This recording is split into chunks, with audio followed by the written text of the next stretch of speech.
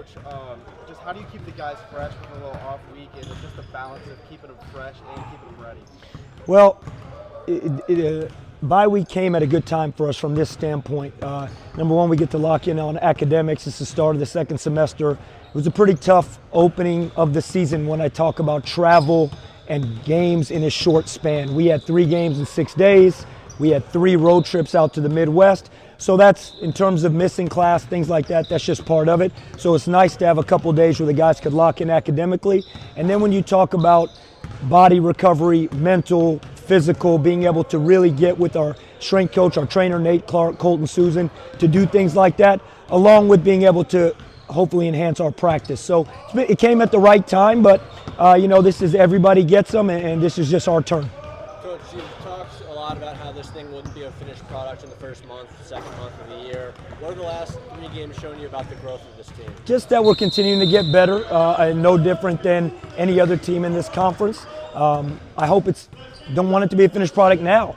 I want us to be continuing to play our best basketball as we go into February and March. And we've always said this, that it's just about getting better every day, regardless of scenario, regardless of the opportunity, film, practice, workout, session, whatever it may be.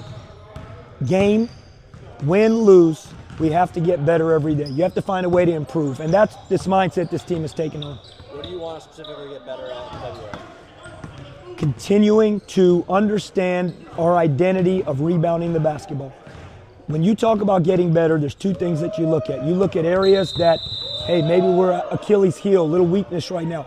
We're turning the ball over too much in conference play. We have been really strong taking care of the ball early. We haven't been nearly as good in conference play.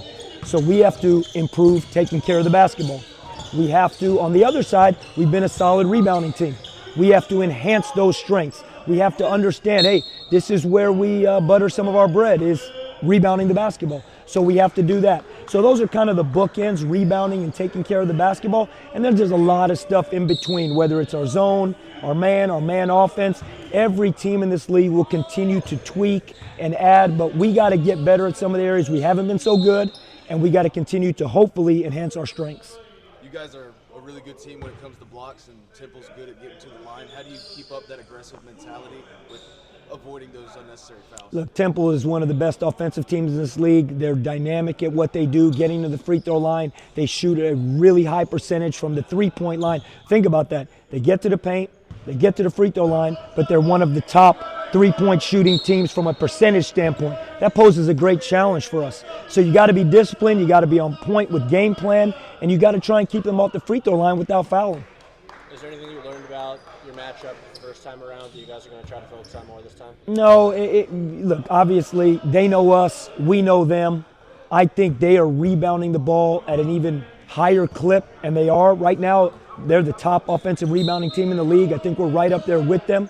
But they are coming into this game, they are an elite offensive rebounding team. We saw what they did when they beat Memphis at home. They just had a unbelievably tough resiliency win the other night with Charlotte in double overtime, where they got to the free throw line, they made their free throws, they offensive rebounded. So, look, we're different, they're different, but from an identity standpoint, look, Temple's a very tough team that gets to the paint and can shoot the basketball, and they rebound the ball very well.